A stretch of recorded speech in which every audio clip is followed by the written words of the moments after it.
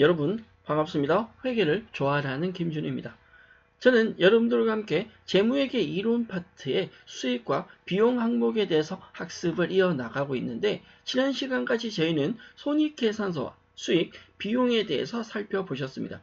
수익 항목 중 영업외수익, 그리고 비용 항목 중 영업외병 항목 중에 몇 가지 내용을 제가 뒤에 따로 학습을 하겠다라고 했는데, 바로 외화 거래에 대한, 외화 평가에 대한 회계 처리입니다. 이번 시간 제가 여러분들과 함께 학습하고자 하는 내용은 바로 이 외화 거래 혹은 외화 평가에 대한 회계 처리인데, 회계 과목을 학습함에 있어서 많이 어려워하고 실수하기도 하는 부분인데, 저와 함께 내용 정리하신다면 틀릴 이유가 전혀 없습니다. 자, 집중하셔서 외화 거래, 외화 평가 지금부터 만나보도록 하겠습니다.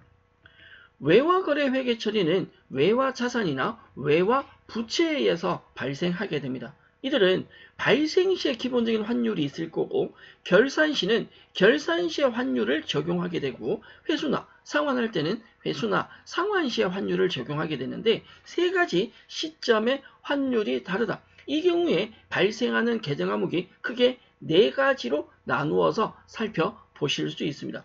먼저 외화 자산이나 외화 부채가 발생했을 때는 발생일의 기준 환율을 적용해서 장부에 기록을 합니다. 채권 채무에 대해서. 그러나 기말 결산을 할 때는 결산일의 기준 환율로 평가하게 되고요.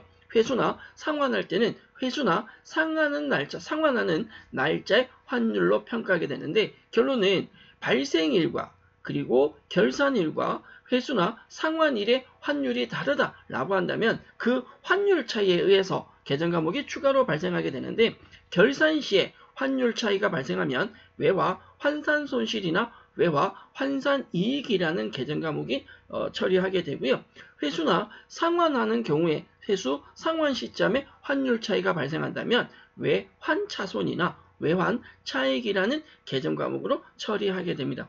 기본적으로 외화 거래, 외화 평가에서는 이렇게 네 가지의 계정 과목이 발생하게 되는데, 외화 환산 손실, 외환 차손은 기본적으로 영업 외비용에 해당하고, 외화 환산 이익과 외환 차익은 영업 외수익에 해당하게 되는데, 이 네 가지가 발생 시점이 조금 다릅니다. 어쨌거나 기본적으로 외화 거래에서 발생한 이 네 가지 계정 과목은 외화 평가 혹은 환율 변동에 의해서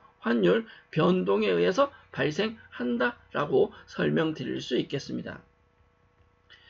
네 가지 계정 과목 얘기 드렸습니다. 외화 환산 손실, 외화 환산이익, 외환 차손, 외환 차익이 있는데, 차이점이 위에 두 가지는요, 환산 손실이나 환산 이익은 결산 시점에서 발생합니다. 또한 환차손이나 외환 차익은 결산이 아니라 대금을 회수하거나 상환하는 시점에서 발생하게 됩니다.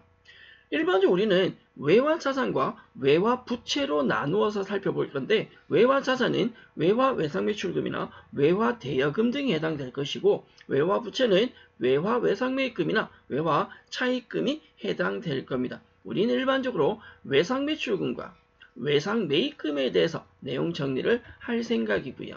이들은 발생한 시점과 결산한 시점, 회수나 상환 시점의 환율이 다르기 때문에 발생한다라고 얘기 드렸는데, 발생은 거래일, 결산시는 결산일, 회수는 해당 일자에 대한 환율로 적용을 한다라고 했습니다. 발생 시점의 기준 환율로 회계 처리가 되어 있는데, 결산하는 시점에 결산일의 환율로 평가를 하면 이익을 볼 수도 있고 손실 볼 수도 있죠. 평가 환율 차이에 의해서 회수나 상환할 때도 이익을 볼 수도 있고 손실을 볼 수도 있습니다. 각각 발생하는 계정 과목이 다른데요. 결산할 때는 외화 환산 손실이나 환산 이익이 발생하고, 회수나 상환할 때는 외환 차손이나 외환 차익이 발생합니다. 기본적인 계정 과목 자체가 다르다라고 판단하셔야 되고요. 시작할 때 보면 외화로 시작하는 게 있고 외환으로 시작하는 게 있으세요. 이것부터 구분하셔야 됩니다. 결산일에 발생하는 환율 차이는 외화 환산 손실 아니면 환산 이익, 실제로 회수나 상환할 때는 외환 차손이나 외환 차익을 쓰셔야 합니다. 여기서 가장 조심하실 것, 이것 때문에 외화 평가는 제일 많이 틀립니다. 환율이 오르면 이익이다, 반대로 환율이 내리면 손실이다. 이렇게 접근하시면 절대 안 됩니다. 환율이 오르면 이익이고 환율이 내리면 손실은 반은 맞고 반은 틀린 거기 때문에 이렇게 내용 정리하시면 안 되고요. 얘가 외화 자산에 대한 건지 외화 부채에 대한 건지 명확하게 정리하시고 넘어갈 필요성이 있습니다. 자, 외화평가에 대한 예제 문제 하나 보도록 하죠. 2000X1년도 10월 1일에 상품을 수출하고 대금을 1000달러로 1000달러 수출하고 X2년도에 받기로 했다. 외상 매출이 발생한 거죠. X2년 1월 31일 외상 매출금 1000달러를 회수해서 원화로 환전했다라고 되어 있고요. 자, 우리는 세 가지 살펴볼 겁니다. 10월 1일에 발생 외상 매출금 발생일의 환율 1000원 나와 있고요. 12월 31일 결산일의 환율이 1100원 나와 있습니다. X2년 1월 31일 대금을 회수했을 때 환율이 1200원 나와 있네요. 순서대로 내용을 봐보죠. 이 환율 차이 때문에 나올 수 있는 계정 과목이 환산손실, 환산이익, 외환차손, 외환차익이다 라고 했는데 위에 두 가지는 결산 때, 밑에 두 가지는 회수나 상환 시에 발생한다라고 했습니다. 먼저 X1년 10월 1일 이건 발생 시 기준 회계 처리가 되죠. 상품을 팔았으니까 대변의 상품 매출로 갈 건데 여기 들어오는 금액은 100만 원은요. 1000달러. 나는 100만 원을 판 게 아니라 1000달러를 팔았고요. 그 1000달러에 적용된 환율이 얼마다? 1000원이다. 그래서 매출이 100만 원 계상되시고 당연히 외상 매출금도 100만 원이죠. 여러분들 구분해야 될 건 이 외상 매출금은요. 100만 원이라고 기록되어 있지만 실제로 100만 원 아닙니다. 이거는 뭐냐면 1000달러예요. 외화 1000달러를 100만 원으로 환산해서 적어 놓은 거죠. 환율 적용을 해서 X1년 12월 30일 결산을 한번 해볼까요? 우리는 외상 매출금이 있는데요. 얘가 장부상에는 100만 원으로 기록되어 있습니다. 맞죠? 1000달러 곱하기 1000원. 그런데 이게 장부상이 아니라 결산 시 공정 가치를 계산해 보니까 결산 시의 금액이 얼마냐라는 거예요. 결산 시 금액은 1000달러에 환율이 1100원이라고 되어 있습니다. 장부상엔 100만원 계산되어 있는데 실제 가치가 결산 시에 110만원이다. 장부 금액보다 결산 시 공정 가치가 더 커요. 즉 100만원이란 이 외상 매출금을 얼마로? 110만원으로 변신을 시켜야 됩니다. 증가시켜야 돼요. 자산인 외상 매출금이 10만원 증가되면서 자산이 증가했으니까 이익이 되겠죠. 이건 결산일인데 이걸 외환차익으로 쓸 수 있냐? 이걸 외환차익으로 쓰시면 안 됩니다. 현재는 결산일이기 때문에 외환차익이 아니라 뭐로 들어가야 된다? 외화 환산이익으로 들어가야 된다라는 거고요. X2년 1월 31일에 이 외상 매출금을 회수를 한번 해보겠습니다. 자산인 외상 매출금이 대변에 감소할 건데 외상 매출금은 1100원이죠. 1000달러 곱하기 1100원으로 적용된 장부상 금액이 감소하면서 내가 통장으로 돈을 받는데 현재 우리가 받는 돈은 1000달러에 1200원 대금 회수 시 환율은 1200원이죠. 1200원의 환율을 적용을 해서 1000달러에 1200원 곱하면 120만원이 됩니다. 장부상이 110만원인데 내가 받은 돈은 120이다. 차이 10만원 생깁니다. 이 10만원을 우리는 뭐라고 한다? 회수나 상환 시에 발생하는 환율 차이는 외환 차손이나 차익으로 간다라고 했는데 지금은 이익이 발생했기 때문에 외환 차익이라는 계정감으로 처리가 됩니다. 발생 시, 결산 시, 대금 회수 시 순서대로 회계 처리를 반복으로 정리해 보셔야 합니다. 자, 반대 예지 한번 가보죠. 2000X1년 10월 1일에 상품을 수입을 합니다. 그리고 대금 1000달러를 X2년도에 지급하기로 했다. 지급할 환율 순서대로 나옵니다. 자, 예를 들어 10월 1일 발생 시 적용 환율이 1000원 되어 있고요. 12월 30일 결산 시 환율은 1100원입니다. 1월 31일 X2년도에 상환 시 환율이 1200원. 자, 조금 전에 발생한 우리 외상 매출과 똑같이 환율이 다 올랐습니다. 제가 뭐라고 했냐면 환율이 오르면 이익, 환율이 내리면 손실 이거 아니다라고 얘기 드렸어요. 계정 과목부터 정확하게 판단하셔야 됩니다.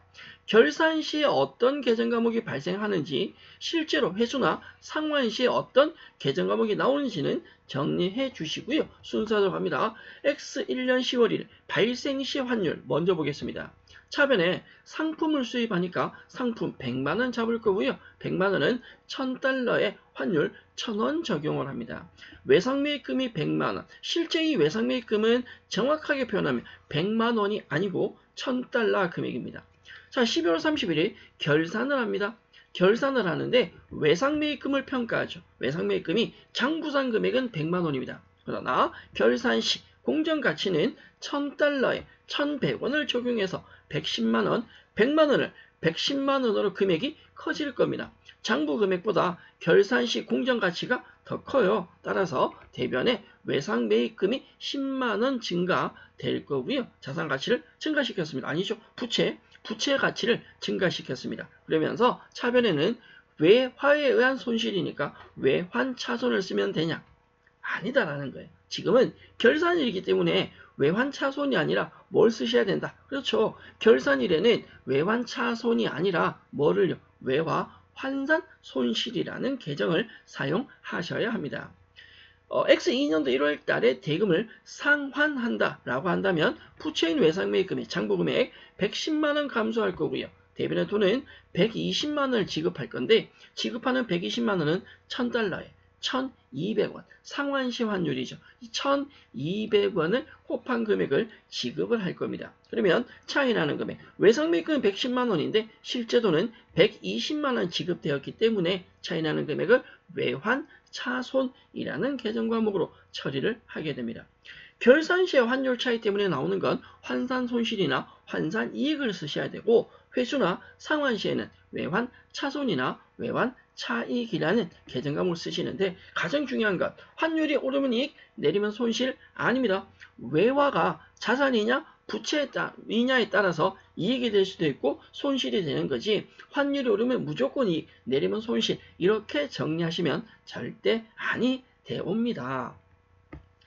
이번 시간 저희는 앞서 학습한 영업외 수익, 영업외 비용에서 다루지 않은 환율 차이 때문에 발생하는 기본적인 계정 과목에 대해서 정리를 해드렸습니다. 외화 환산 손실, 환산이익 이건 결산 때 발생한다 라고 했고요. 외환차손, 외환차익은 실제로 채권이나 채무를 상환하거나 회수할 때 발생한다. 환율 차이 때문이기 때문에 이건 구분해서 내용 정리를 해 주셔야 되고요. 향후에 이 외화평가에 대한 세부적인 추가 예제는 다시 추가 자료를 가지고 추가 학습을 해 보도록 하겠습니다. 외화평가에 대한 기본적인 회계 처리는 여기까지 마무리하고요. 저는 다음 시간 여러분들과 함께 결산 정리사항에 대해서 내용 정리를 해 보도록 하겠습니다. 여러분 수고하셨습니다.